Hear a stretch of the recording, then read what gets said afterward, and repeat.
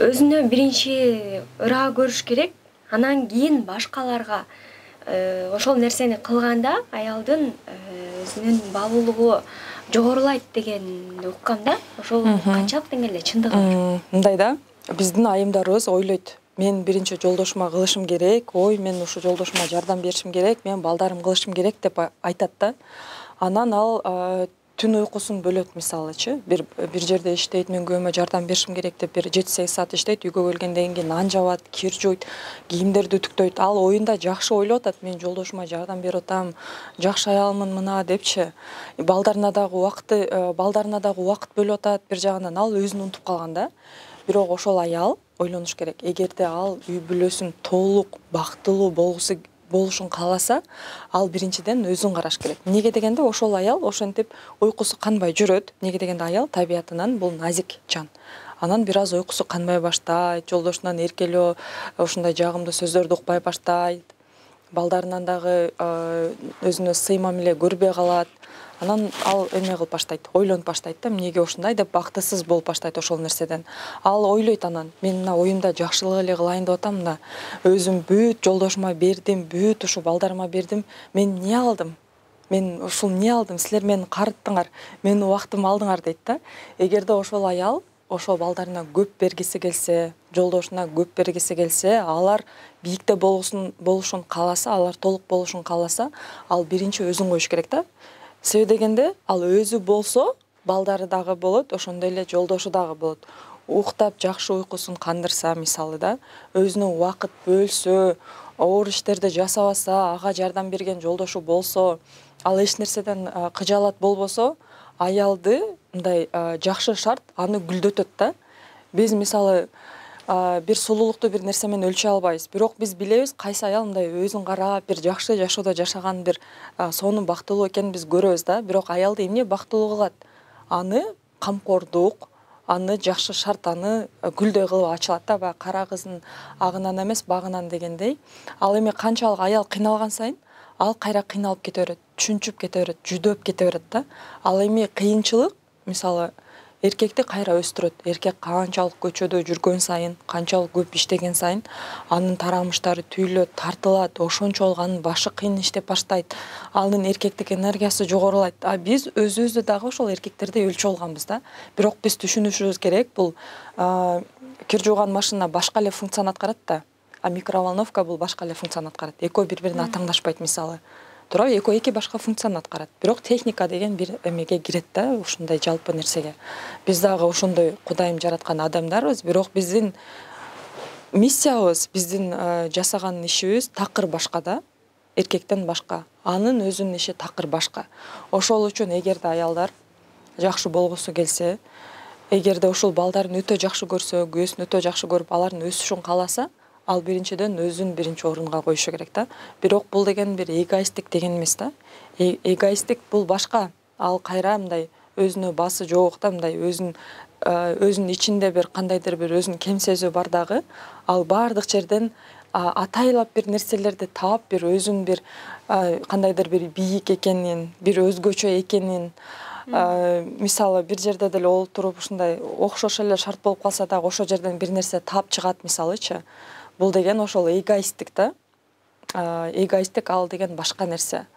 Ал ошол кичинесине көңүл бурулбай калган, сүйүү жетпей калган эмеде, ал деген башка нерсе. Ал эми ошол сиз айтып жаткан ошол өзүн баягы биринчи орунга коюп, ошондо гана алар сыйлайт экен деген бул башка нерсе. Аял ошол өзү ыңгайсыз аял болууда, өзүн өзү сүйүүдө максаты бул өзүнүн муктаждыктарын жаап, бир шикарный жашоодо жашап эле, комфорттуу жашоо эле эмес, максаты ошол нерсе болбош керек. Аялдын максаты бул коомго балдарды тарбиялап берүү, өзүн балуу экенин көрсөтүү аларга, алар менен мамиле түзүү, өзүнүн жолдошун чыныгы эркек кылып, ошол мамлекетке берүү, ошол үмөткө берүү, өзүнүн эркек балдарын чыныгы эркек кылып тарбиялап коомго берүү. Анан кечкеден жолдошуна апа болуп алса, баласына апа болуп алса, алар принцесса эркек болуп чоңоет да. Анан алар кантип эртең мамлекеттин жүгүн көтөрөт. Алар кантип чыныгы эркек болуп мамлекетти коргойт. Алар кантип аялды сыйлаганды билет, эгерде анын үйүндөгү аял жөн эле аял эле эмес, кызматчы эле болуп калса да алардын көзүнө. Ошол үчүн аялда көптөгөн ушундай абалдар болуш керек да. Бир ушундай эмелер деле, кандай десем, терең жайылган сөздөр деле бар го. Аял бул жалпысынан үйдө эне, андан кийин ашканада ашпозчу, андан кийин конок үйдө ханыша болуш керек деген. Ошондо аялдын көп функциялары болуш керек. Акылман. Азыркы күндө эми өнүгөм десе, өзүнүн жашоосун оңдойм десе, адамдын жашоосун бир материалдык нерсе эмес, бир маалымат, бир амалдар жашоо образын өзгөртүү жакшыртат экен да. Анын ден соолугун, анын айлана чөйрөсүн, мээсинин өнүккөнүн, анын руханий өнүгүүсүн маалыматтар өнүктүрөт экен.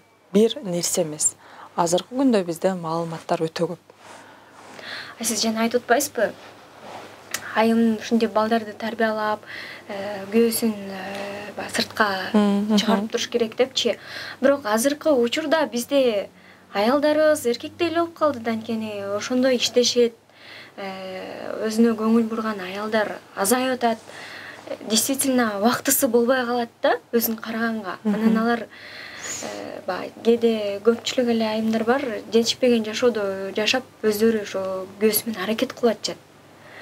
Анан аларга кеңешиңиз кандай болот? Бул нерсе кичинекей нерседен башталат да. Мисалы, алар бүгүн жолдошу менен отуруп урушуп атат, жетишпестик болуп атат, анан алар эмне кылайын ушундай деп атат да. Бирок баардык нерсе кичинекей нерседен башталат, кичинекей нерседен. Өзүнө убакыт бөлүү. Ал бүгүн эле келип, Бишкекке келип, курстарга барып, Бишкектен менин квартирам болуш керек, мен ошондо өнүгөт элем дегенден көз каранды эмес да. Өнүгө турган аял бул кайсы бир Кыргызстандын кычыгында айылда болсо деле, мисалы, анын чын жүрөгүнөн өнүгүү ою болсо, ал ошол жерде эле жок дегенде, мисалы, күнүнө ошол өзүнүн графигинен жарым саат өзүнө бөлүп коет да. Мисалы, күндө 12-де уктаса, түнкү 12-де уктайт деп койлу, ал 12:30 уктайт. Эмнеге дегенде ал түшүнөт, ал өзүнүн жашоосуна өзү гана жоопкерчиликтүү экенин, эртең ал эч кимди күнөө эле албай турганын, өзүн саздан алып чыкпаса, эч ким аны алып чыкпайт экенин ал түшүнөт. Ошол үчүн мындай биринчиден ниет туура болуш керек да. Мына мен ушинтип, мага көп жазышат да.